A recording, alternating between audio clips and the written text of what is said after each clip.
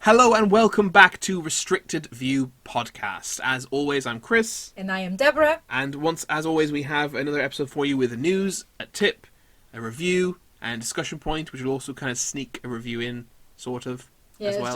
Just so we don't do 2 reviews in a row. Yeah, well, we're seeing too many shows now. Yeah, that's not a problem, actually. That's a good thing. We've gone from not having any shows to review to having too many to review, so we're going to try and catch up by doing a bit of a cheat. As best we can. Yeah. I think very short and sweet introduction. We have a lot to get through, so I think we're going to crack straight on into the news.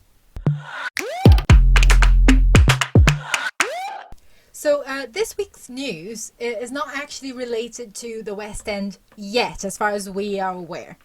And it's about Harry Potter and the Cursed Child on Broadway, which some of you may know is actually, it was originally written as a 2-part show. So you go and see the show in the afternoon, and then you go and see the show in the evening, or you go and see the show on 2 separate days. But it's essentially, I think, 5-hour long show. And on Broadway now, it's being condensed into one show. Like, we're not quite sure of the reason of why they're doing this, but that's it. And I kind of wanted to talk about it a little bit. Yeah, and there's a great fear that it might come to the West End as well. As far as I know, the West End show, I actually know somebody who's had tickets to see the Cursed Child in the West End probably for the bones of a year and a half at this point. Wow. It keeps getting put off, and they're now seeing in December of this year is when the next date they've been given. So it seems that the Cursed Child is returning to the West End as normal. The news item does specifically mention Broadway. Yes, as of the recording time of this podcast, when you're listening to it, it's probably going to be the same because we're just recording it and you'll be listening to it tomorrow. But as of now, it is selling in the West End for 2 separate shows. Yeah. So I actually checked out. I know people who have tickets for 2 shows. So this is something that actually surprised me quite a bit because they made such a big fuss out of it going to Broadway. Originally they made a big fuss saying it would never, ever go anywhere but the West End. Well, that is ridiculous to begin with. I never believed it to start with. It's ridiculous and also quite... Isn't there a tour as well? I'm not sure. No, I don't think there's a touring production. So it hasn't reopened yet in the West End, because of COVID and everything. And it hasn't reopened on Broadway yet, but we now know it's reopening as a one single show. And I have a lot of questions about all the things they're going to cut. Because I have seen the show a few times. I really like it. I think it's a very, very well put together play. Yes, there are plot holes, but if you read Harry Potter and you like Harry Potter, you know that Harry Potter there are plot itself, holes. Yeah, Harry Potter itself has plot holes. So I don't know exactly how they're going to do it. I think my fear is I don't think I'll ever actually see it on Broadway because I've seen it a few times in the West End. But my fear would be that they will cut all the things that make it quite magical. If we were in New York and we had time to do so, I would be interested. And obviously, if we had other shows to see that we could, I wouldn't prioritize it. But if the opportunity came up to pop in to see the 1-act version, I would actually be quite interested to see it. Yes, they're working with Jack Thorne and all the original people who worked on the script. So I don't see how it's going to work. They're basically trying. I mean, presumably, like you said, the 2 acts. It's about roughly a 5-hour show now. They're about 2.5 hours each. Presumably, they're not. Presumably, the 1 play version is not going to be 2.5 hours. Presumably, it's going to be quite a long play, 3, maybe even 3.5 hours. But 3.5 hours, and they couldn't go much longer than that. They really couldn't. No, you really can't, especially if you're aiming at children. Because that's an hour and a quarter, maybe per half, and then what am I talking about? It's like even more than that. You have to have an hour and a half, hour and 40 minutes per half, and a 20-minute interval. That is long. I mean, that's very long. I mean, I suppose you could do 2 intervals. I don't know, but even 3.5 hours is probably ambitious. That's the longest I could possibly see it being, and even then, that's 2 hours of content you've got to cut. Yeah, and I know I'm sure there are things that can be cut. That's not. I don't doubt that. However, I do think that there are things that could be seen as unnecessary that I actually think are very good for the overall sense of magic that you get when you're there. I wonder if they're going to cut some of the stuff that people kind of didn't like I don't want to spoil anything, but certain things that certain characters do and say which were deemed by the Harry Potter fan base to be out of character whatever that means. They might cut it, but yeah. As someone, when I saw the news, I actually read some of the comments online. I know, dangerous stuff, but and some people were actually saying, "Oh, what a shame," because part of it was the whole experience of going. It's a day out. Yeah. You go, you see part 1, you go for a meal, you go and see part 2. You know, it's a whole thing. It's a whole thing, and they also have some. They also have some surprises for you, like not surprises, but not. But when there's a how do you put it without spoiling it? There's the decor of the theatre changes a little bit. Yeah, there'd be a reason. You definitely lose a specific kind of unique thing if you condensed it into. I suppose maybe they could do it during the interval. That's probably what they will do actually. But still, it's still I don't know. I would be curious to see what they do. I actually might have to take a look at the script once they release the short and script. The cliffhanger. There's a cliffhanger ending of the first play, yes. which I'm assuming, like I said, I assume they'll do in the end of the first act, and it will still work as a cliffhanger. But there's something about it being the end of the play that really makes it a bit more special. I quite like the fact that there's no curtain call or anything after the first one. It's just that cliffhanger. It's just like lights out, done. and now you have to wait. Yeah. But yeah, I think. Look, it's unprecedented. It's very strange. Yeah, I wonder what they're doing it because for COVID reasons and for safety reasons, I do not understand because you'll have the same group of people coming to the theatre twice, so that does not make sense to me. I mean, I would have said, is it? It's quite the opposite actually, because you're gonna have 2 different sets of people coming to the theatre now on the same day. I would have hypothesized maybe it's because it's not as popular in America or something, but Harry Potter is popular everywhere. Yeah, I don't think Harry Potter is any more popular in Britain than it is in the US, is it? I think it might be more popular here, but then more people possibly go to New York. I don't know. It seems very and it's still popular despite J.K. Rowling. I mean, I don't get me wrong. I mean, it's a big faff having 2 plays. Sure. It's a big. I'm sure it's an ongoing logistical nightmare. I assume for the production company, but maybe they just don't want to do it anymore. but that's a big step to go back to the writers and be like, hey, can you condense this into 1 play for us? Like, I don't know. It's a very strange thing to do, and ultimately I don't think it's going to work. I think the play is going to massively suffer for it. I think so too, and it's very strange because I was now thinking, I was listening to you, and I was just thinking, I think I'm more surprised by them condensing the play than I would have been by them saying, oh, we're actually closing it on Broadway. We're just closing it because it's so surprising to do this. I don't know. It's very, very strange. But I don't know. Once you go see, if anyone listening eventually go see it, let us know. Yeah. Because I will be curious to know what it's like, especially if you've seen the 2-part version. And if you haven't, I guess you're going to have to come to London to see it now. Yeah, but at the same time, maybe if you haven't, it's better because then that's the only thing you know, right? So it's not, you can't really compare it to the 2-part because that's what you have. But if you have seen the 2-part, then it's fine. You've seen it. You won't feel like you're missing out when you see the condensed experience.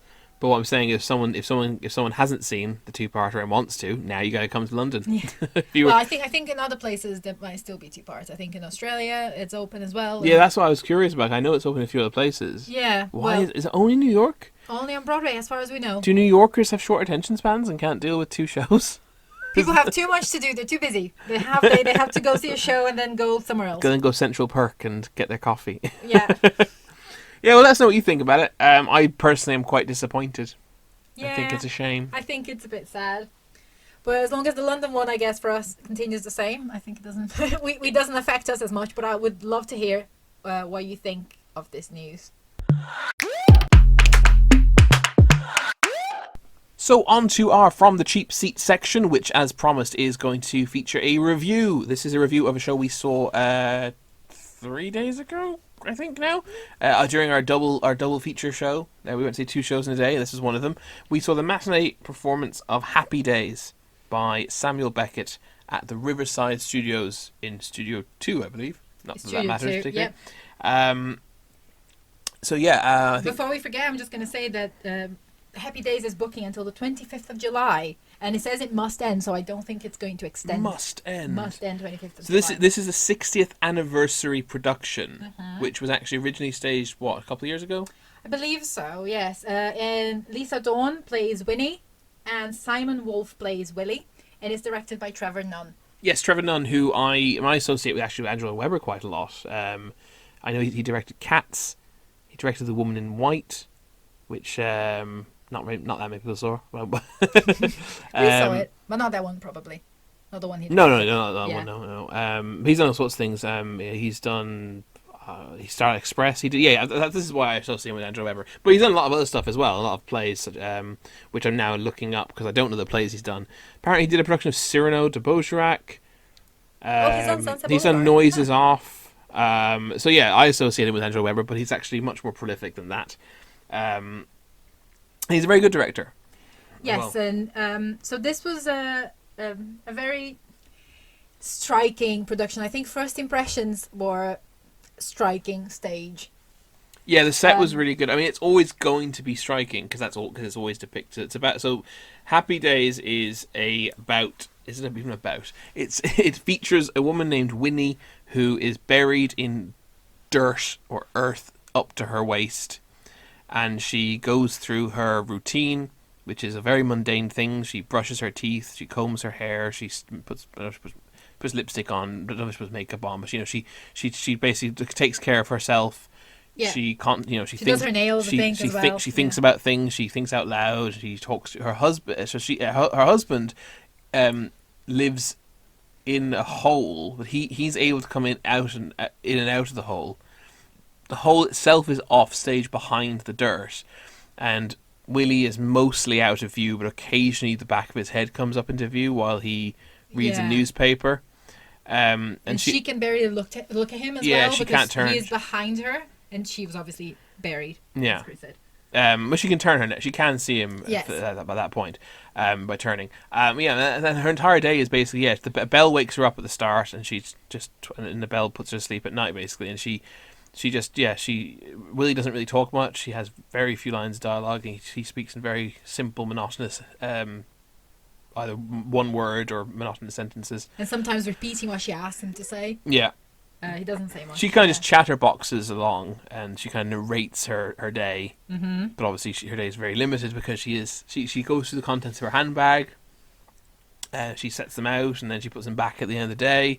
But she also makes a remark about how they always end up in the bag, even if she doesn't put them back in herself. Yeah. But that's basically it. And then the second act, she's buried up to her neck now, so she can't see Willie at all.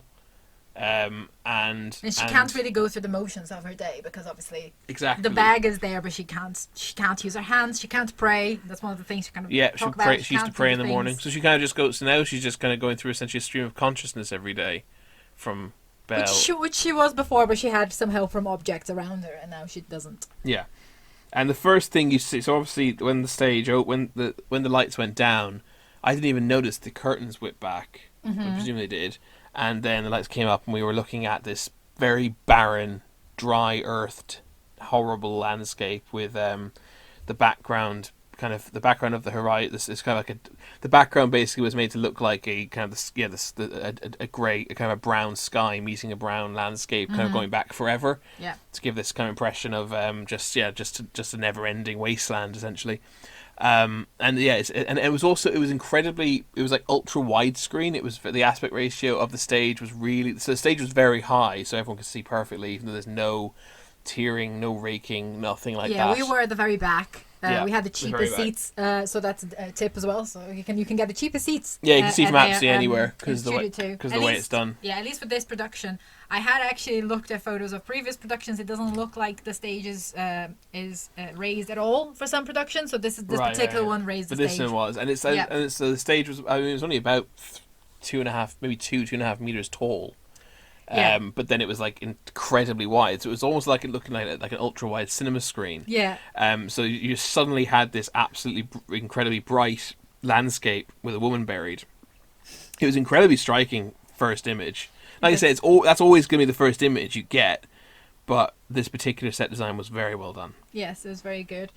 And I think the thing that strikes me the most about this particular production. So I haven't really seen a lot of Beckett. I don't know much about Beckett at all. But the thing that strikes me a lot about this play is that it was first performed in 1961. So that's a long time in the past. I cannot do maths, but it's about... Before the Happy Days TV show, by the way. About 60 years ago. 60 years ago, yeah, 60 years. Yes, because you said it's anniversary, isn't it? Yeah, when was it first formed? 1960... 61, yeah. 61? Yeah, so it's actually 60 years. years. So this is the 60th. Yes, oh, yeah, okay. But I think this production was from a couple of years ago anyway. They were already kind of celebrating the anniversary of the play, which they often do. But it was surprising how Winnie's monologue and her worries and her concerns felt very current, and they felt very, because it's very lonely, and it's about someone whose days are always the same, and I think everyone can kind of relate to that in the past year in a way that you don't have, I mean, unless you've been going to work as a key worker, as Chris has, but I think your days kind of feel the same. We can't really do anything. I still have that feeling, even though I've been going to work. Yeah, so. I know. I don't know. Recently, it's even become a joke how, oh my God, I have to go for my daily walk. Oh my God, I cannot stand this anymore. And there's that feeling to the play of this sameness and this paralysis that we all felt we were in. But I think that's a very common point that I think is made about a lot of art, that of good, well-made art, that it becomes timeless, and it always feels like it could have been written just recently.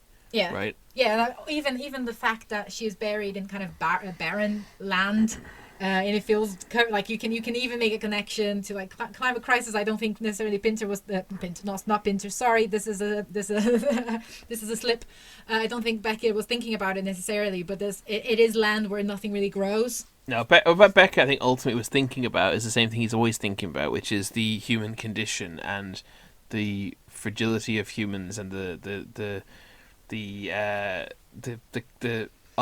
unspeakable despair that humans are always in, and the fact that humans are always a little bit sad because they know they're going to die. Stuff like that. That's kind of what Beckett's always talking about, and that's why it feels timeless, I think, because all humans experience some level of that at all times, even if they don't know about it or can't identify it or haven't really thought about it. Mm-hmm. Every human, unbeknownst to them, actually understands that. Yeah. And I think that's why it feels timeless, and that's why that's why this kind of stuff. That's why absurdist theatre does feel timeless, and always feels like it could have just been written. Yeah, about I guess I was just surprised by how current it felt. In many ways, and I think that's about how you're able to make these. Yeah, I think there is some coincidence. I agree. Like the whole, you could argue the climate change thing, but you couldn't really, because it's only the visual and the setting. I mean, none of the dialogue. I think that seems to be the case always. I think that set is always the set, because I actually looked at photos of all the productions, and that seems to be the case. But maybe he was already thinking of that. Maybe he was a visionary, which I don't. He was a visionary, but I don't think he necessarily was thinking much about climate change. Maybe not. But I think that what you said about being aware of this inherent sadness about like our life and the fact that it will end, I think it is there very much so. And there's something that Winnie says, that she tells Willie that sorrow keeps breaking in, which I took note of. It's such a great quote. And in the second half, she also talks about how she is herself, but she is not the same. Mm-hmm.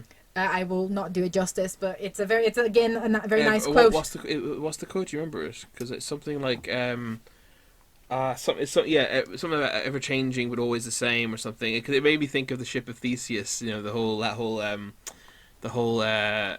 if you replace all the planks of wood of a ship over time, at what point is it no longer the same ship? And then if you take all the old planks of wood and make a new ship out of it, which ship is the original ship? All that. Yeah. So the quote is, "To have been what I always am, and so changed from what I was." Yeah. And to me, that I think that sums up the play in many ways. Ever changing but always the same. Ever changing but always the same, and I think the fact that she's stuck in a hole kind of brings home the fact that it's always the same, and at the same time, she has these memories and these conversations with her husband who it kind of felt very lonely. It was one of the best depictions of loneliness I think I've ever seen on stage. Mm-hmm. Because even though he is there, and I think the fact that he is there is kind of keeping her going in a way. She has someone to talk to. She is so desperate. She's talking, but I don't think anyone's actually listening. Even if he is there. I think she mentions that. She just wants to know he's in earshot. Yeah. Yeah, and I think that's so poignant. I think we all feel like that sometimes. Yeah, I think absolutely. Just having someone nearby, even if you're not actually going to talk to them. Yeah, so it was the second Pinter full-length Pinter play that I saw. Third, technically. You saw Third. rough for Theatre 2 That's and true. Endgame, although they're both, because Endgame's only about an hour and a quarter. So the shorter, and rough for right? Theatre's only about 20 minutes, probably. Yeah, and this is Beckett's sixth play. Sixth play, is it? I didn't know. Yes, it is, yeah. And it was interesting to have this contact. It was very different from, I think, from Endgame to me. And it struck me very differently. It felt very personal. I particularly felt very moved very different, by but it is also about a kind of a almost post-apocalyptic kind of barren wasteland. That's the Well, you never see the outside in Endgame, but it's described to you. Mm-hmm. Clove, I think, describes it as orange kind of wasteland almost. Yeah. Yes, and I think that kind of resonates in many ways, and this play certainly did. And actually, the first half is very different tonally from the second half. The first half is a little bit more upbeat. I think there's some more, not jokes, but it's a bit more. There's a few funny moments. Beckett definitely has known for A comedy adding humor to his moment, yeah. despair. But the second half to me is mostly just despair, even though it was the first half that brought tears to my eyes. So yes, interesting. Yes, Deborah was very moved by this one. I was at one point confused. It didn't certainly strike quite the same chord with me. No, maybe not. But it's I really enjoyed it. I think it's I think you have to be open-minded to go see it. It definitely it doesn't really allow you to stay in your comfort zone, both regarding its subject matter and also its staging and everything else. I think it's very different. I think if you just take this at face value, which is that it's a story about a woman who's trapped in sand, it's going to be rubbish. Yeah. Because that's a bad story, and there's nothing to it, and nothing actually really happens as a result. Something nearly happens at the end, but doesn't really, and that's kind of the point. It's a bit like what we just said before about Pinter. You have to be willing to engage with it on a level, a bit that's a bit more involved than you're going to be engaging with a feel-good musical. Yes. Because I know you can watch it without engaging with it mentally, but you're just not going to enjoy it because as an entertaining story, it's bad. Yeah, I don't think I don't even think that's what it means to do. No, it's not. It's not trying to be an entertaining story. It's trying to be thought-provoking art, and theatre can be all sorts of things. Theatre can be thought-provoking art, or it can be feel-good escapism. And this is definitely not feel-good escapism. This is actually trying to make you confront the things that you sometimes go to. So when you go see Hairspray, you're trying to escape certain aspects of your life. Yeah. And when you go see Beckett, he's actually trying to make you confront those aspects of your life. Yeah, and he doesn't give you answers. There aren't answers for a lot of things, as to there's no rhyme and reason to some of the things, and in a way that is the thing that kind of makes you think more and wonder more, because you don't really know what the right or wrong thing is. It's very complex. To me, it almost felt like I was watching a woman in a stream of consciousness therapy session, in many ways, and I love that, so I thought it was great. So I suppose that's the first kind of not hint, but the first kind of piece of information to give you. Don't go and see this for a entertaining story. Yes. This is definitely for those of you who want to kind of be challenged. Yeah, it's a bit like if you've ever done psychotherapy, you'll know that it's not really fun. It's not really meant to be fun. But it is fun because in a different way. But maybe a month later, you'll be like, "Oh, that was good because I talked about all those things." It's not fun, but it's fulfilling. It's fulfilling. It's fulfilling yes. to go through this process, and consider these things that you haven't considered before, and maybe come out the other side kind of a more. I don't want to say a better person, but a more. More aware of yourself, I think. Yeah. Because it does make you look inside. Yeah. And I think some other plays allow you to look outside more, but this one definitely challenges you to look inside. Mm-hmm. And to kind of face your own, your own hole. I definitely enjoyed the show as well. I can't help but compare Pinter to Beckett, or Beckett to Pinter rather.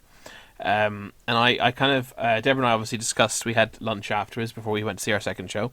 and we did discuss the play over lunch, which was very enjoyable. That's the other thing. It's really about seeing this kind of challenging play. It allows for a really stimulating conversation afterwards. It really does, and it's one of those that you just come back to. So sometimes you're not thinking about it, and then you're like, oh, remember that bit in the play that that now makes sense to me because of something that happened to me or something that it triggered in me. So in that sense, it's great. But I did something I said over that lunch was that I think this play has allowed me to identify why I prefer Pinter to Beckett. So Pinter and Beckett are both obviously theatre of the absurd. They're both very similar in many ways. The Irish are disappointed in Chris. But I think I know I'm preferring an Englishman's plays. But I think so. The thing I've kind of identified is that Beckett's characters acknowledge and also even question the absurdity of their situations. Like she brings up the fact that she's in a hole. Like she talks about it. A Pinter character wouldn't. A Pinter character would completely accept this as this is the way reality is, or always has been, and should be. Pinter characters don't address how absurd their situations are, and for some reason, I find that it lets me enter the world. It's like Pinter presents an absurd world. But it's not. It's like almost an uncanny world, right? It's like almost the same as ours, but it's just different enough to be disturbing and upsetting, and the characters exist in that world as if that's reality the way it is. But Beckett also presents an uncanny world that's almost the same as ours, but just different enough to be disturbing and upsetting. But then the characters kind of are also disturbed and upset by how weird the world is. So it's a juxtaposition. The Pinter's character will be happy and go lucky whilst bodies are falling around him, because that's the way it's meant to be. That's a good description of it. And Beckett's characters will be horrified by the bodies falling for the most part. I mean, I haven't seen every Beckett play, I haven't seen every Pinter play, but I've seen a lot of Pinter plays, and I've seen 4 or 5 Beckett plays, and I've read other Beckett plays that I haven't seen, and that's generally speaking the impression I get. And I personally much prefer the when the characters don't acknowledge the absurdism around them. I think that just works better for me. Yeah, that's a fair point. Because both of those, like Beckett's about, in my opinion, it's about the futility of life, the constant sadness in all humans. It's basically nihilism, right? Pinter and Beckett, Theatre of the Absurd in general, is essentially about nihilism and how there is no point to life and life is meaningless. And in my opinion, to the untrained philosophical mind, nihilism is the end. And people are like, oh, well, nihilism is, if life is pointless, then it's pointless. There is no point. That's it. What a cynical view to have. But in my opinion, nihilism is actually the beginning. It's the beginning to realizing that life is pointless, but I want to live it anyway, and I want to find the meaning anyway, and I want to and we find our own meaning, we find our own happiness. It actually lets you kind of ascend to a higher plane of existence almost when you accept that nihilism is kind of the most logical response to life, but then continue anyway. And I think that's what Pinter and Beckett were trying to say. Over and over and over again. If your teacher asked you, well, what was the author trying to say? Yeah. But that's what I get from them. Every single Pinter and Beckett play I enjoy in different ways and on different levels. And some are better than others, and some say more than others, some say less than others, and some say different things. And don't get me wrong, this isn't the only thing that one can glean from it, or even the only thing that I've gleaned from it. But the overall ever-present message that I get from Theatre of the Absurd every time, over and over again, the broken record that they're trying to get through, in my opinion, to their audience is that nihilism is not only okay, but the most rational response to the world. But that's not the end. That's the beginning, and life can still be beautiful and have meaning after that. It's like, because like Beckett's writing philosophy was a response to Joyce, James Joyce, who he was an assistant of, and James Joyce is massively known for his very flowery language, right? And Beckett was apparently thought that Joyce had taken that about as far as it could go, and wanted to really bring things back to basics. That's one of the reasons he chose to write. Happiness, I think he actually wrote in English, but a lot of his plays he chose to write in his non-native French, and then he translated it back into English himself to avoid traps of embellished language, essentially. It was a deliberate thing he did. It's as someone speaking her second language here, you definitely feel like you have more control over your second language than your first language in a way. Control as in technical control, as in you understand, you were taught that when you already, well, not everyone.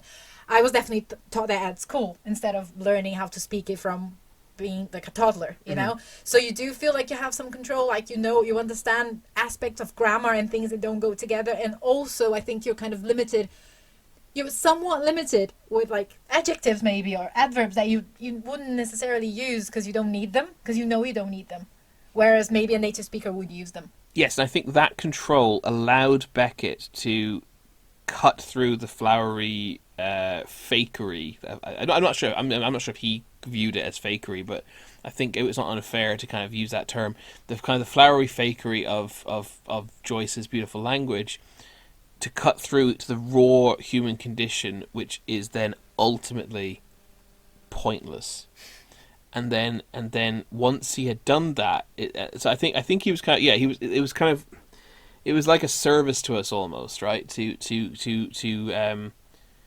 say, no, this is all pretend, and all this pretend beauty in this language is, until you've accepted what we actually are and what the human condition truly is, then it's all fake. Once you've kind of found this foundation of rational nihilism, only then can you see the true beauty in the world. That's kind of what I think. Why I think he kind of wanted to pull back the language to its core. Which I think is quite the achievement in many ways, because both, I think Beckett and Pinter does that to some extent as well, and Joyce did that. They both Joyce did that. They all use stream of consciousness. Oh yes. And it's very difficult, I think, to create stream of consciousness that is true to how stream of consciousness actually works, because it doesn't often make sense. It is not necessarily pretty. And I think Beckett does that very well. And what you were saying about, life, we're all going to die and it's all meaningless, but we have to find something to kind of, we still want to live it, and it's still great, and it's still, we still want to be here. Made me think of psychoanalysis, and it made me think of Freud and Jacques Lacan and all these people. Wasn't Beckett... Didn't he have something to do with Freud? Look, I'm not sure. That's something I've been meaning to look into for a long time, because I think there's definitely dialogue there in his plays and his works with the psychoanalytical theory. But did he meet him? There's something. Why is it in my head? Because I think Beckett looks like Lacan. That's why. Maybe they do look alike. Yeah. But so it made me think of this kind of the death drive and the Eros drive that psychoanalysis talks about, and how those two forces are constantly competing in our lives. You know, that's like the despair and the joy and the kind of will to live, but at the same time being attracted to, I guess, death as well in a way. So I think theatre of the absurd seems to encompass these things really nicely. I don't say it's necessarily the best portrayal of it, but it definitely does a good job of showing the struggles within humans. Mm-hmm. You know, and kind of that maybe that's why it speaks to us so deeply. Yes. Sorry, I'm just letting that wash over me. Yeah, and I think, and I want to make. I mean, I think that Beckett obviously came before Pinter by, I think, maybe 20 years. They obviously were writing at the same time for quite a long time, but I think maybe that's why I prefer Pinter. Like I said, Beckett kind of had the mission to as I said, the artistic response to Joyce. This is before YouTube video responses existed. Or reactions. Essentially, Beckett was doing a YouTube video response to Joyce's YouTube video, and Joyce's YouTube video was very long. Yes, and didn't make a lot of sense. But no, so I think so he kind of went in that mission, and achieved, and in my opinion, achieved it. And I think that kind of then opened the door potentially, maybe for Pinter to you can almost look at it as kind of a meta narrative almost, right? Beckett's characters, as I say, acknowledge the bizarre situation they're in, and then and through and by looking at their absurd situation, they come to accept nihilism, and then meta narrative. By the time we arrive in Pinter's characters, the absurdist world has now become the norm and has now become accepted, and that's why Pinter's characters don't talk about it. Yeah, but I think Beckett's characters talk about it in insofar they acknowledge their situation, but they do that is their normal, and that's why they acknowledge it, because that's just their lives. I don't think it's to me, I mean, we can agree to disagree on this. It's fine. Well, I haven't seen as much Beckett as you have, but I think I haven't seen that much more than Winnie in. So going back to Happy Days, which is meant to be the review we are doing, going back to Happy Days, I think Winnie acknowledges her condition, and so there is this acknowledgement of the human condition. Of her condition, of her normal, of her everyday, of her kind of this will have been another happy day. This is all the sameness of her times. She does acknowledge her place. It's very odd that she is in a hole in the ground. But she also acknowledges the time when she wasn't in the hole in the ground. She also makes reference. That's my point. If Pinter wrote Happy Days, then Winnie would have always been in that hole, and she would not have known a time before that. That's the interesting. That's my opinion. No, I guess I can see that. Yes. What about Willie? Because Willie is not in the hole. Yes. He's in a different hole. But Willie doesn't read. If Willie had as much dialogue as Winnie did, he probably would, the way Beckett wrote it, he probably would have acknowledged a time when he lived in a house. Whereas for Pinter, we're in pure speculation at this point. Yeah. But that's just my opinion about the difference between Pinter and Beckett. Why I prefer Pinter, and how I think Pinter is a very natural evolution of Beckett, even though they actually coexisted and wrote at the same time for probably the majority of their careers.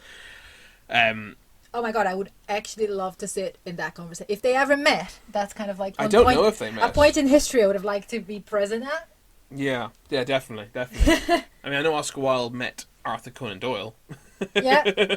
So these people all met because there weren't that many people in the world. There weren't that many people, and they all knew each other. So yeah. But as you said, that was a bit of an aside, but a very fascinating, interesting conversation, in my opinion, about theatre absurd in general and the human condition and what it has to tell about us about that. But specifically for this show, then, for review purposes, we've talked about the set and how the set is absolutely stupendous.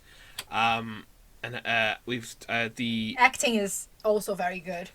That's really faulted. Yeah, so I think the actors did a very good job. It's very difficult to command a stage more or less by yourself for 2 hours. It's even harder when you don't have your legs, and it's even harder than that when you haven't got your arms either. Yeah. So I think what's the actress's name? Lisa Dawn. Lisa Dawn. Yeah. So I think Lisa Dawn did a tremendous job of keeping just the fact that she kept my attention for that period of time is quite something. I think the actor playing Willie, whose name is Simon Wolf. Simon Wolf has another a very, very different but equally challenging challenge, which is he has to kind of command interest whilst having very little to do that with. He's got very little to work with. Yeah. He's not on the stage very often. He has almost no lines, and yet I also found him very compelling. Yes, surprising, isn't it? I mean, maybe I suppose because we barely see his face. Yeah, you only see his face at the very end. Away from us. Yeah. Yeah, only at the very end you see his face, and I think he did a really good job of the climatic moment. Which might sound silly because ultimately the climatic moment is just Willie crawling towards something. Mm-hmm. Don't want to spoil too much if you'd like to see it, but the intent of the crawl is absolutely paramount to the dare I say plot, but it's the meaning of the play, and it's. As someone who has done some acting, it's very difficult to crawl with ambiguous intent. It's a challenge. It's and I assume it's also very difficult to crawl without making it look like a panto. Yeah, absolutely, absolutely. No, it's a very basic. It's an incredibly dramatic and serious moment that would ultimately look silly and stupid. Yeah, it has the potential if it wasn't to look done silly, with absolute commitment. And not only commitment, but absolute commitment and absolute and enough talent, basically. And he has a very small role, but I think it's a very tough role to actually pull off. And at no point did he take away the overbear on a scene, or his presence was never distracting, because there's a large point where he's kind of just there reading a newspaper. You only see the back of his head. Yeah. For a lot of it. Yeah. And so there was he doesn't take the limelight away from Lisa Dawn, who clearly is the star of the show. Yeah. But there's a lot of talent on the stage, I think. Yeah, in only 2 actors. Yeah. It must be a very difficult job to do every day, and they were going to do it twice that day because we saw the matinee. So it feels it's a very a hard show to do twice. Very hard show to do, and I think it takes a lot from someone to kind of monologue that way. I mean, look, if you've ever been to therapy and you talked for 50 minutes, you'll know how hard it is. She actually has to do it for a long time. What I guess what I'm trying to say is actually it's with the role of Willie looks incredibly easy, because all he has to do is grunt a few lines, sit reading a newspaper, and crawl somewhere at the end. It looks very easy, and it is on paper, but just trust me, it's not an easy role to pull off, and he does it very well. So yeah, the cast were absolutely fantastic, really, really good. Lighting and staging and the set, everything was great. The directing was very good because I didn't consider it at all, if that makes sense. It was subtly present. Yeah, Beckett's very difficult to direct, and with this, because there's almost no blocking in this show, it's basically just a torso and a head talking, followed by a head talking.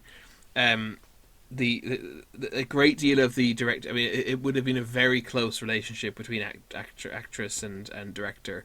There's going to be very little physical evidence of the competent directing, but as a whole package, it's very evident that working relationship went very well. It was clear that they were on the same page. They potentially disagreed, potentially challenged each other at times, but they were always able to work it out professionally and artistically. Yeah, I think it's very clear that there was a good relationship. Yeah, Lisa Dawn very much kind of commanded her lines and her delivery and everything. Everything was there, very well done. Whenever she was quoting from, whenever Winnie forgot her, because she starts quoting things and she forgets the quote halfway through. There's always there's an ownership over the things that she was saying. I think the actress did that very well. Yeah, she forgot her lines and then said them rather than remembered them. Yeah. Yeah, no, definitely. So cast fantastic, set fantastic, emotional impact and making you question your own existence. Intense, very intense. Enjoyment as a plot. Obviously, there is no plot. It's not applicable. Exactly. It's not that it gets a bad mark. It's that it's not applicable. Yeah. But yeah, definitely you don't want to go. As I say, you don't want to go see this for escapist fun. You want to go see this to experience. Same reason you go to an art gallery, I guess, to experience. Yeah, you go see it to look out instead. You look out in order to look in. Exactly. Well said. Yeah. Well said. So we don't do star ratings, but if we did. But shall we just start doing star ratings? No, we don't do star ratings. We don't. We absolutely don't do star ratings. We never rate shows on a star with stars. But if I was to rate this show. Yeah. With stars. I'm going to surprise you. I'm going to give it 4 stars. 4 stars, okay. And here's the thing. I don't know where that 5th star went. That's fine. It's usually I feel usually I'm quite good at expressing my opinions, but there's just I think it is possibly, and maybe it's unfair, I think it is just possibly comparing it to Pinter. They make me feel incredibly similar. And I just prefer the way Pinter does that. Okay. He touches you right. Yeah, I guess so. I guess Pinter just knew my mind a little bit better than Samuel Beckett did. Yeah. But yeah, no, it was fantastic. Absolutely great. Would I see it again? Probably not. Not this production. This production. I would go back to see Happy Days again, a new production of it in a few years. Yes, absolutely. We're not doing star ratings, but if it were, I'm afraid I'd have to give it 5 stars. It moved me to my core, and I get upset thinking about it a bit. So just before we close up this review section, then out of interest, do you prefer Beckett to Pinter, do you think? Obviously you've seen a lot more Pinter. Yeah, I don't know. So I would have to see more Beckett to be able to judge. Maybe Beckett speaks to me more. I don't know. I'd have to see. I do love Pinter. So yeah, we clearly love it. Yeah, we clearly really enjoyed it. Just to give you a recommendation, Deborah, yes. And also our listeners, there was a project called Beckett on Film done sometime. I think it was in the 90s. So basically, all of his shows have been filmed. Okay, bye now. And they're done. The actors in them are there's you've got Michael Gambon was one. You've got Alan Rickman was in it. Okay. It's all kinds of all-star British and Irish casts. I've seen some of them. I try to avoid seeing in some ways because again I prefer to go and to have my first experience on the stage. But this was made with TV in mind. It was film in mind. Yeah, film in mind, and the Beckett estate was, as far as I know, on board with this. They gave so a rarity. So so if you're interested. And obviously, Happy Days is there. If you're interested in experiencing Beckett, then if you go to YouTube and just search Beckett on film, a lot of them are up there. Well, we all know what I'll be doing tonight. So before we wrap this up, let us know if you have seen Happy Days, and not necessarily this production, could be another production, or if you're seeing this production, let us know what you thought of it. And most importantly, let us know what you think Willie was reaching for at the end of the play. Let us know in the comments on Instagram on our picture. You'll see a picture coming up for the episode. Let us know there what you think he was reaching for. Beckett says he doesn't know what Willie's reaching for. Yeah, I know. It's up to us, right? Beckett says he doesn't know what Willie's reaching for, but I know what he's reaching for. And that's the beauty of art. But yeah, restricted.view on Instagram. Let us know what you thought of Happy Days. So this week's tip is it's not one tip. It's essentially what may become a regular feature of our tip sections, depending on how people react to it. It's going to be a deep dive, or not so deep dive, but a moderate dive into the Gielgud Theatre, and giving you kind of a bit of insight into if you're planning a trip there, basically. So the Gielgud Theatre is on Shaftesbury Avenue, amongst a lot of other theatres, so you'll definitely you've seen it. If you're in London, you have seen it. It most recently had the Les Mis concert in it, which now moved to the Sondheim. Yes, and before that it had Upstart Crow, which had a very short run, and we are all in the hope they will come back one day so we can see David Mitchell as William Shakespeare once again. And what's the next show that's going to go up there? Oh, it's going to have The Mirror and the Light, but it's an adaptation of Hilary Mantel's book. So that's in September. And the next year, it's going to have To Kill a Mockingbird. Yes, so if you're interested in either of those shows, keep the following tips in mind. So basically, so we've sat in several places in the Gielgud Theatre. The Gielgud Theatre, I'm sorry to say, is not a good theatre in terms of seating. No. It has a lot of problems. So first of all, it has quite a high stage. Yeah. Now, Deborah, you've sat in the front row and you weren't too bothered by it, but I know people who have been bothered by it. No, but it was. I sat in the front row for Company, and Company had kind of a minimalistic stage, so it didn't really matter that much. But I can assume that with a more kind of intricate stage, it would bother me more. Yeah, it's the first two rows that are badly affected by the high stage. So generally speaking, you want to avoid the first two rows of stalls. No, don't get me wrong, it's not that bad. And if you get like rush tickets for the right price, or something, for the right price, they're great. But like having said that, we got rush tickets once, for example, to the Palladium Theatre to see The King and I. Sat in the very front row, and the stage was at a perfect level. I was like, wow, these are amazing seats. Well, yes, because you have the orchestra between the front row and the stage. Yes, and you won't feel that way, unfortunately, in the Gielgud Theatre, because there's no orchestra pit. That's basically the problem, right? Yeah. That's the So there's also a very low overhang from the dress circle, which affects row M from Mike backwards. Now we've sat in the very back row, or near enough the very back row, and we were fine for Company and for the Les Mis concert. But anything with a very high stage, where you need to see up the high stage, or you want to see the highest the part top of the stage, the top of the set, will be affected by that. Now again, I personally don't think the overhang is. I think it's acceptable, as long as the price reflects it. But it is, again, something to be aware of. Yes, another problem of the stalls, anyway, that I can remember is the lack of toilets. Yes, there are toilets. There are toilets. And a bar on the stalls level. Yes. It's one of each, isn't it? It's basically back left and back right. Yeah, there are very few stalls in the toilets, and I remember queuing for the toilet for the whole of the interval. And as we said before, we know this is not necessarily a problem. They'll wait for you to use the toilet before they start the show. But it is very frustrating because sometimes you just want to kind of stretch your legs and maybe go to the bar, get a drink, which is something that was not possible. I was just queuing for the toilet for the whole time. The dress circle then is probably the best place to actually sit. It's very, now the problem is it is very curved. So if you sit on you want to be central. Center of dress circle is the best place to sit, full stop. particularly row A, obviously. I mean, front row of the dress circle is probably the best seats in any house. Yeah. But the thing about the Gilgood is kind of the seats. Almost all of the seats, apart from the centre of the dress circle, are kind of have problems. And the dress circle has a good rake as well. Has a good. It's well tiered.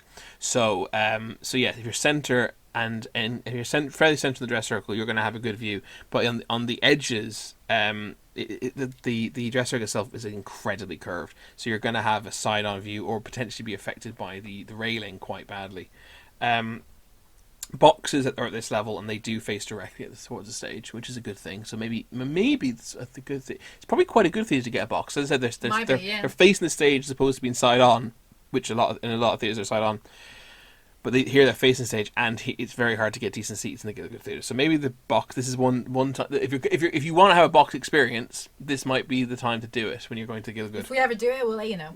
I have done it. No, but in the Gilgood. Oh, I see. Yes. The Grand Circle. Frankly, I would just say that don't try not to sit in the Grand Circle. They're not. It's not. It's pretty. It feels very high up. It feels as high up as balconies do in other theatres. It is super curved, more than the dress circle. You basically have to be dead centre, or else you are not seeing the left side or the right side of the stage, depending on which side you're sitting on. Yeah. Chris and I usually are advocates for the front few lines of the Grand Circle because they're usually very good. Yeah. But this is not the case here. Well, unless you're in the centre. But even then, the rail is very high. The rail actually will have a negative impact for the first 2 or even 3 rows. It's really not good. Yeah. Now, the budget seats would be the centre. I mean centre of the Grand Circle. Fourth, fifth, sixth row. Yeah. Those kind of like D, E, and F. And I mean dead centre. Those are your budget seats if you're looking for. Also, very back of the stalls, as long as you don't mind the overhang, which doesn't matter for a lot of shows. As I said, look on seat plan. All our tips linked together. Our first ever tip was look at seat plan. Look at the reviews for that particular seat for that particular show. Does it have a high set? But generally speaking, basically you want the Grand Circle is not good. It's very limited. Where, as I said, D onwards maybe. And dead centre. But it does have a good rotation of shows, so it is an interesting theatre to actually know about because a lot of interesting things come to the Gilgood. Yes. There are toilets on every level, I believe, as well. There seems to be toilets on every level, but not many of them. No, not many of them. So you'll be fine. So you won't have to be... So 6-year level, you won't have to be climbing up and down levels to go to the bathroom, but you, just go... I believe there are more toilets in the upper levels than there are in the stalls, because when I was there, I was told I could go up, but by that point, I was so close. It was so close to be my turn that I didn't. But you know how it is. But yeah, so that's just kind of like I said, it's a deep dive, but it's quick. It's a quick deep dive, so we'll call it a moderate dive. Moderate dive into the Gilgood Theatre, and it's surface level dive. It's seating and toilets, and I guess then the takeaway, the would be that the best value for money in our experience is upper circle, dead centre, row D back. Yeah. But you don't go too far back because then you're going to be too far away because you're already pretty far away. So I would say D to F. D to F, Grand Circle, dead centre, or back of the stalls. But do just make sure there's not a super high set where you need to be able to see the top of the set. I think that sums it up nicely. So this is our far too many notes section. And today we are going to talk to you about some of our favourite people to go see on stage, and that's Mischief Theatre. As Chris mentioned during our review, we had a double feature play day. Play day, yeah. A double feature day, and we actually went to 2 shows, handily, both at the Riverside Studios. Yes, so we dealt with existential crises. Seeing Beckett, and then we went to see a lovely improv comedy to relax. Yeah, and laugh at that, and just watch people fall over. Yes, you've probably heard us talk quite a few times about Mischief Theatre before. Yes, they've definitely featured on our lists in the past, and we've mentioned in all sorts of ways. Yeah, and having seen them very recently for the first time in a very long time live in person.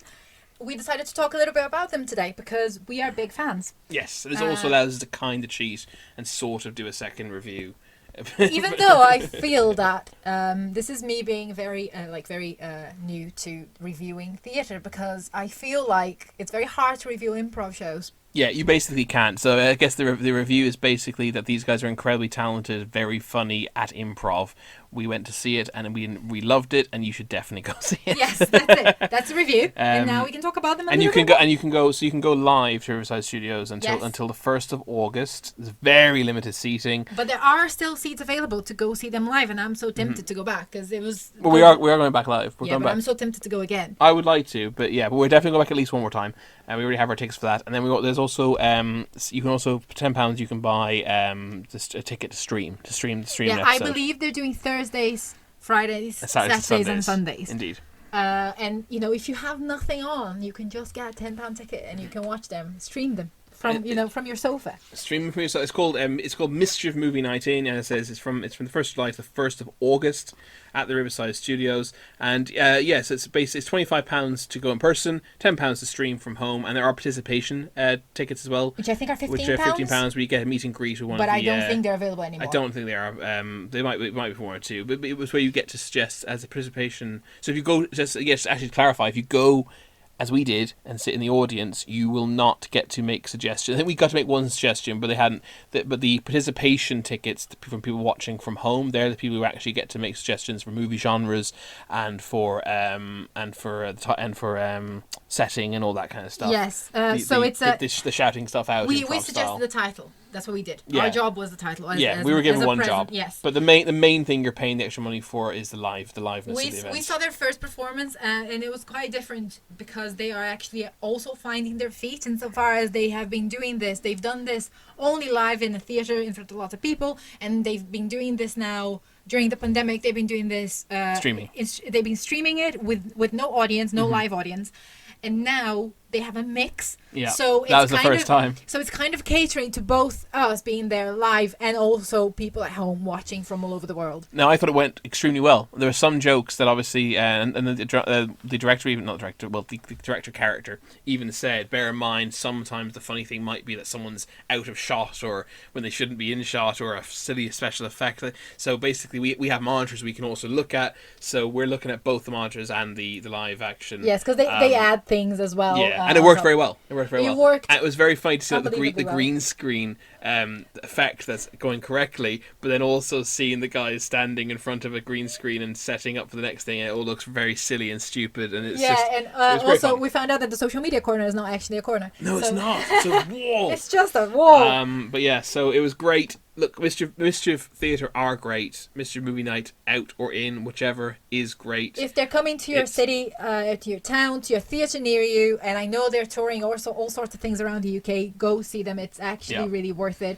Yeah. And Mischief Movie Night in, specifically at the moment, is actually a lot of fun because you have some of the original members of Mischief Theatre who are just brilliant. Yeah, so that's our review of Mischief Movie Night in at the Riverside Studios. Go see it. Mischief full stop. What's the deal with Mischief? What's the deal? Why do we love them so much? What's the situation? This is an in-joke about something else.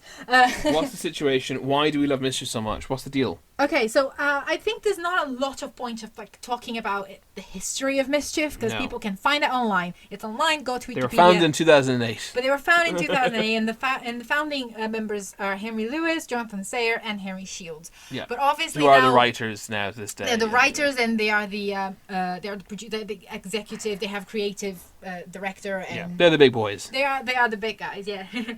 And they do all sorts of things. They are mostly famous, I think, for The Play That Goes Wrong. Yeah. Which kind of was their breakthrough. It's been all over the world. It's been to Broadway. It's actually going back to Broadway. I don't know if you've seen this, but it's going back to Broadway, to an off-Broadway theatre now. Oh, it's a pity it's going off-Broadway, but that's still fun. Well. Their first ever performance, I know they tell you in one of their videos, is was the Red Line Theatre, and only had 4 patrons who came to see it. Is this true? I don't know. I'm sure it is, absolutely. They are particularly famous as well, and I think this is the clever thing about them as well, is that they, within The Play That Goes Wrong, so in The Play That Goes Wrong, we are seeing an amateur, so the gimmick is that you are actually going to the theatre to see an amateur theatre company. Cornley Polytechnic Theatre Company. Yeah, Drama Society. Drama Society, sorry. Yes. And you're going to the theatre to see them act in a play. So so it's kind of meta in the sense that you have the actors playing the characters they're playing in the play, but also playing their Cornly characters. And you have Dave Hearn as what's his name? Well, his Max. Yes, you got Dave Hearn playing Max, playing someone else. John, the crocodile or whatever. Yes, exactly, in Peter Pan. Yes, and I think that's so great because you attract so many people. You get to know these characters that they play, and it's so much fun to watch them in different settings. And they've become so big now that they have the Goes Wrong show on the BBC, and that's getting and that uses the same characters. That's the idea of that is that the Cornly Polytechnic Drama Society have been selected because Max knows someone who acts as Max's aunt that works at the BBC, and they've been picked to put on Play of the Week. So they put on these little one-act plays in front of live audiences, which are then broadcast on the BBC. But obviously, they're terrible. But they're terribly funny. But yeah, so I don't know if that's Series 2 of the Goes Wrong show. Series 1 of the Goes Wrong show is available on iPlayer, and Series 2 is coming soon. Yes, they are recording it, as far as I understand, or they have recorded it. I'm not sure, but it's definitely in the works. So yes, they've done a lot of. They mostly focus on comedy. They kind of dabbled on kind of a bit, trying to kind of do something a bit different with one of their plays a couple of years ago, which was not good show. That had a full run, didn't it? Grown Ups. Yes. We'll get to that one in a minute. And they're just brilliant to watch. I don't think I've ever had a bad time watching a Mischief Theatre show. So, I mean, I think a good comparison. So, I'd never seen Noises Off before until I'd seen several Mischief plays. But I have since seen Noises Off, and it is incredibly heavily inspired by Noises Off. I think Noises Off is a play about a group of actors. This is the play that goes wrong. Not all of their plays, right? Well, Peter Pan goes wrong, and Magic goes wrong. Yes, the goes wrong. The goes wrong stuff. The goes wrong stuff. Yeah, is very similar to Noises Off. Noises Off is basically about a group of professional actors and competent actors who are trying to put on a show, but everything goes wrong. But things go wrong, but mostly because of their relationships. And I think the first act is them rehearsing, and the second act is then you see that they're putting the show on, but you're backstage with them. Yes. So you're only seeing the people who are off stage. And there's a lot of slapstick humor and lines going wrong and stuff, and that's where a lot of the humor comes from. The play that goes wrong. So the play that goes wrong is basically what I'm trying to make is heavily inspired by Noises Off. If you know Noises Off, then that's the kind of thing you're in for. But yeah, there's a lot of slapstick humor. There's also a lot of clever puns, language related humor, word plays. Yeah. People and other humor that's not slapstick but physical, not slap. But so. For example, if you've had any acting training as well, it's particularly funny because people just can't. Remember last week we were discussing stunt casting and how Cuba Gooding Jr. made an absolute hash of dropping something. Because if you drop something, I remember my drama teacher once telling me this. It's such a basic thing. If you drop a pen, you rehearse a scene a certain way and then you drop a pen, and an inexperienced actor panics. They don't know what to do. Oh my god, I haven't rehearsed this. The pen's on the floor now. Oh no. And a lot of the time, if you go to an amateur drama society, a lot of the time they just ignore it and the pen just stays on the ground, and it's really funny. And that's what Keeping in June did. But pick it up. What would your character do? He picked the pen up and he put it back on the table. It's not a problem. It's fine. And that's the kind of this isn't slapstick, but play that goes wrong and the goes wrong stuff really play that stuff up where they've rehearsed something really a certain way and a minor snag happens. Not a big deal. Not a big deal. Just a little snag. Something isn't where it was meant to be, and they just collapse. And the characters, the actors, because these are really terrible actors from a really terrible drama society within the fiction. They just keep bumbling through the scene as if the thing the tiny thing that's gone wrong has not gone wrong. Like a ledger. You say tiny. Sometimes the set falls. Right. That's slapstick. That's slapstick. Yes. What I'm saying is he says get us a bottle of whiskey, and the guy picks up a full bottle of whiskey, and it was meant the next line was meant to be he's meant to say the bottle's empty. Oh, and he says, fetch the other one from the drawer. But he picks up a bottle that's not empty. Now, the thing to do there is just skip Don't say it's empty. Don't say it's empty. Bring it and pour it. But instead he goes, it's empty, whilst holding a full thing. And then the other actor says, oh, well, bring the other one. So what does he do? He empties the whole whiskey bottle out onto the floor or somewhere else, and then fetches the other one from the drawer. And this one is empty. So basically, all that happened is the props department mixed the two bottles up. Oh yeah, because the props department, the backstage people also appear, like in this fictional scenario they created. They also show up on stage because things go wrong and they have to fix them as the play is going on, which is hilarious. It's just great.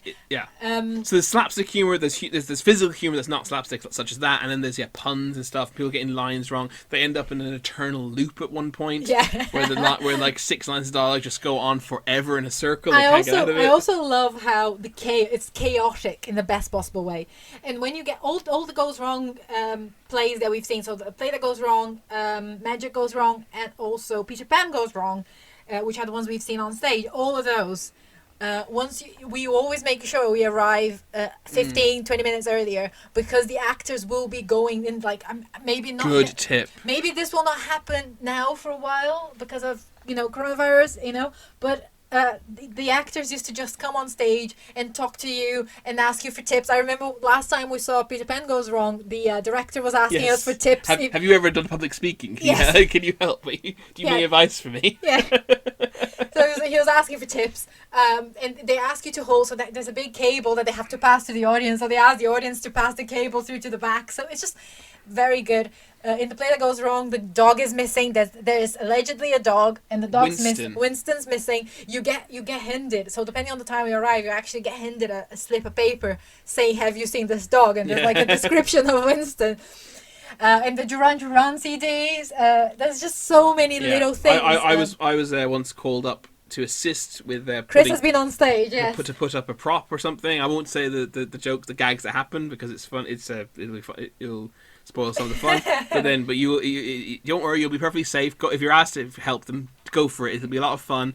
You will not be made to look silly. Don't worry. No, and they know what to do. I think you kind of have to trust these people that they know what to do, and the jokes will not be made at your expense. Don't exactly. worry. The joke's not on you. The joke's on them. Yeah. They are making a fool of themselves in the best possible way again.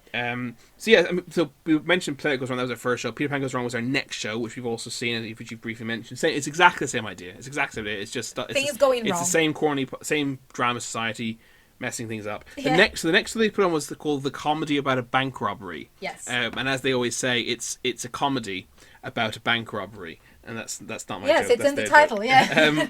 That's a straight comedy.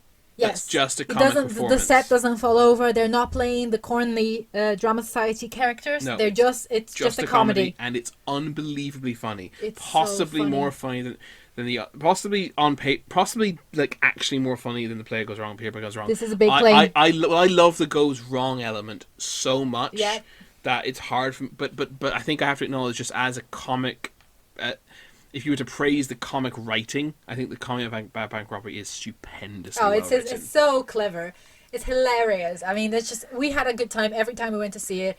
It's now closed in London, but I'm sure it'll tour, and I'm sure it has toured back. Already. Yes. My friend saw it in the Gaiety Theatre in Dublin, and he loved it. But actually, he'd already seen it with us in London. And I'm sure that if you have the opportunity, you'll love it. That's everyone we took to see our friend, as I said, to see it, and then when it came to Dublin, he took his mum and his partner to see it. Yes. We keep taking people to it, and then they spread the word. Mischief. And I actually think that's how they got so big as well. Word of mouth, absolutely. Word of mouth is just a big really deal. Good. Yeah.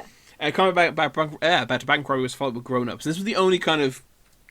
It's a comedy, but it has a more kind of poignant tone to it. Yeah, it's the only kind of play I've ever had an issue with. Not an issue with. I still enjoyed it, but for me, it's definitely their weakest show, and by quite a long way. Because it's funny, but it's not nowhere near as funny. But it tries to have an important message. It tries to have it tries to be drama, a tragicomedy essentially. And I just don't think it was their first attempt at it, and I just don't think they got it right. I think it needs more time in the edit. It needs more editing. They need more. So. The writers needed to just needed longer with it, and because I've noticed, for example, the comic about bank robbery had a super dark ending when we first saw it. We saw it one of the first nights ever, and they did change it. And they do change. We have heard them talk about it, and they do. We know that they do change things as they go along because some jokes stop working. So and we have seen Grown Ups a couple times, and they haven't changed it as far as I can tell. I just think it's a really hard thing to do to make a tragic comedy. And they're up till then they'd only made comedies, and I just think they just need a bit more time in the oven.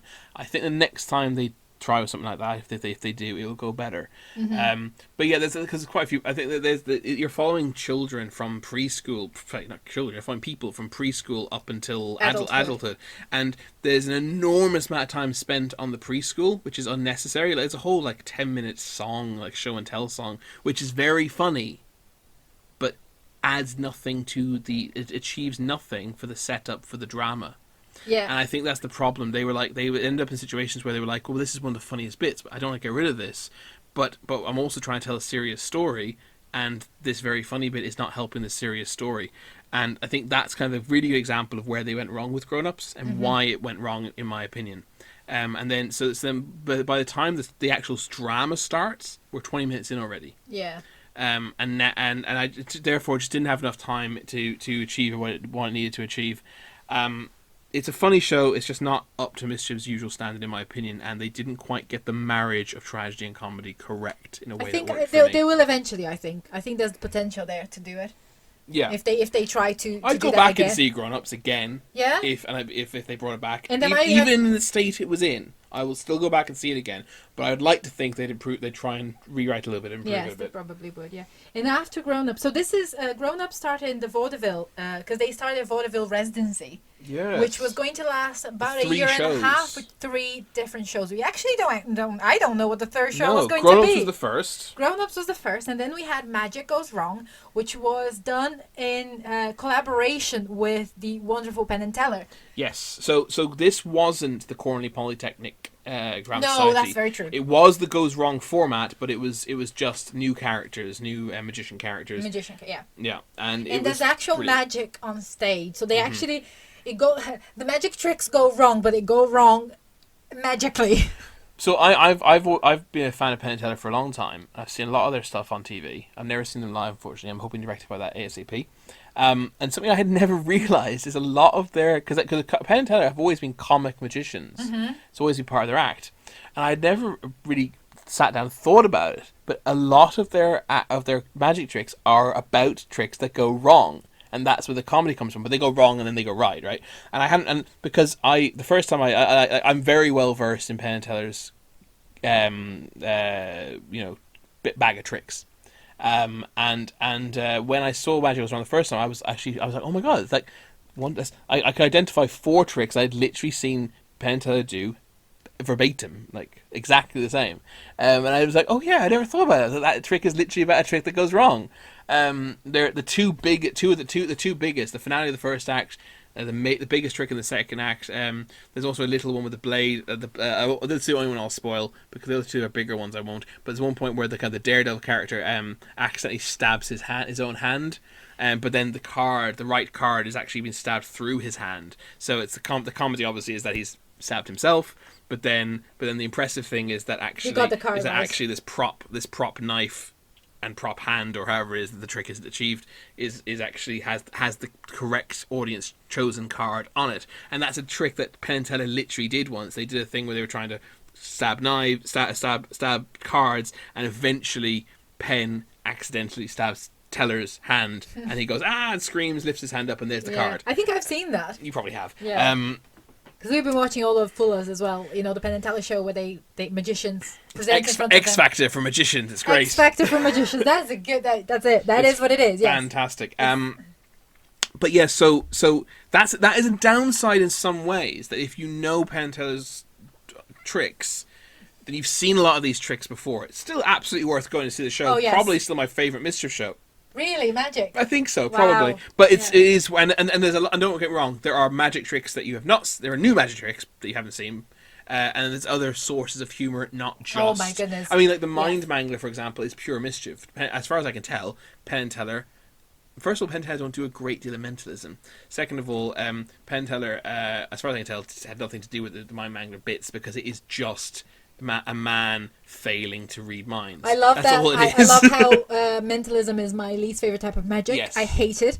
I think it's cheap, and I feel cheated. You know, like in other types It's of never magic. very impressive. Also, in other types of magic, I kind of accept that someone is very good at this, like a sleight of hand or something. They're very good at it. Mentalism, I know that they are tricking me into saying something that I didn't want to say in the first place, and I don't like that feeling. Sure. Maybe that's just me. That's my control freak side. But this is it's the best. It to me is the best part of the show. It's just hilarious. Yeah, and it's pure Mischief style comic writing, as opposed to Penn and Teller, as opposed to magic going wrong. It's literally because, for like, again, he at one point he's like, "What do you do for a living, sir?" "I do," and the person will say, I'm a doctor," and you go, "Exactly, I knew you were a doctor, and that's why I wrote down you work indoors." And it's just the comedy is just that he's rubbish rather than it's going wrong. Yeah, there's a little skit online, I think you can find somewhere, of them doing that. The Royal Variety. Yes. And Prince Charles is there, and then he turns to Prince Charles and said, "I know what you do. You're a prince." It's just like, yes. Of course he is. So Magic Goes Wrong is actually coming back to the vaudeville later this year with the original cast. So you might remember it made my top 5 lists of shows I'm looking forward to seeing after the theatre reopen. Go back to our first few episodes if you haven't listened to that yet, because we talked about that, and Magic Goes Wrong is one of them that's coming back, and we are very excited to go back to, because we're getting the original cast, and it's always. Don't get me wrong, Mischief are very good at casting people to continue on with their shows when the original cast are not doing it anymore. But it is very much a pleasure kind of to be able to watch the original people do it. Yeah, this is a point actually I wanted to bring up about Mischief, which is that, do see the original cast if you can. We've seen the original cast in every show, thankfully. We're very lucky. I think we caught The Play That Goes Wrong just as the original cast were about to leave. Yes. We were very lucky. We've seen several. The Peter Pan Goes Wrong cast, or the last one we saw is the one we also saw most of them in The Play That Goes Wrong at one point. Yes. And they're very good, I think, as well. The comedy about bank robbery cast for me definitely declined steadily over time. We saw about 3 casts, maybe 4 in total. We saw it many times. And it definitely did diminish in quality. I think there is something about the fact that, first of all, 3 of the writers are in the original cast. Yes. And the other people who are in the original cast, like Charlie Russell and Dave Hearn and Bryony Corrigan. Yeah. David Corrigan. People like that. They're in the kind of the in the workshop process, let's say. They are exactly. Those roles are written for them. Exactly, and they workshop them. So even though they're not writing it, they're helping the creative process. Yeah. So it's essentially a very close-knit team who have originated these roles and originated the performances, and then it's passed on to another team, and the other team are almost always very talented and very funny actors, but it's just there is that disconnect. But I think the disconnect is there if you have seen the original cast. I think if you haven't seen the original cast, you will not notice it. I think you will just love it. I honestly think that you'll just think it's brilliant. I don't know how one wouldn't like Mischief shows. I agree, but it's worth mentioning, and I think it's worth therefore recommending if you can get to see an original cast, do. Yes, we will definitely be seeing Magic Goes Wrong once it comes back. If you see us at the theatre, say hello. Because we want, and it's because we want to see that original cast. We want to see the original cast, exactly. Yeah. Yes. But also because we love that show. Yeah. But and I think to kind of sum up, because we've been talking about it for quite a while now, but to sum this up, like, they have become so popular and so successful. Successful. I said that word very funny.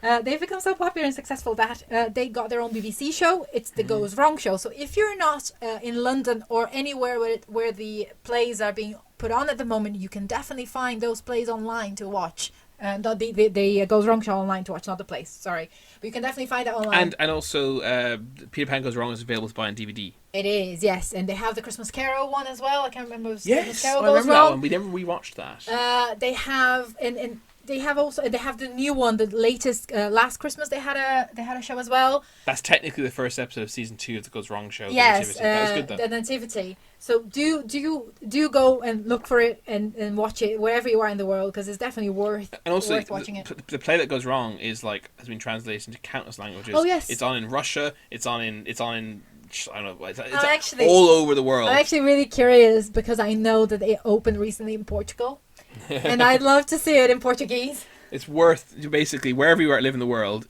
you probably have a production of the play that goes wrong near you, if not in your country, and most likely in your language. Yeah, so there is one in Portuguese for the Brazilian people out there. It's Portuguese, but similar. It'll work. But yeah, so let us know if you're a big fan. Mischief Theatre have cult we are little fish. I think of ourselves we're huge fans, yes, but there are people but then we know that people have seen each show 20 times, so like we are not quite there yet. We've seen each of them maybe 3, 4, 5 times a piece, and we thought we were doing really well, and then we've met people who've been like, oh, I've seen it 20 times, and I'm like, wow. In one year, and then the other year I saw another 20. So yes. But yeah, do go to restricted.view on Instagram. Let us know what you think of Mischief Theatre. Do you like them? If you don't like them, I'd be very interested to hear why you don't like them. Yeah, why are you here? No, I'm sorry. Stay here. And if you've never heard of them before, go check them out and let us know what you thought. So I guess that's all we have for today. Yeah, it was a long one actually. It was, yeah. I suppose Beckett and Pinter, as the conversation ended up being about, is something I could talk about forever. And thought-provoking. And discussion-inducing. And Mischief is definitely something we could talk about forever, so I guess it was always going to be a long one. Yeah, so thanks for listening to our review and to our gushing about Mischief, because that's pretty much what we did. And yes, we'll see you next time. Catch you next time, guys. Bye. Bye.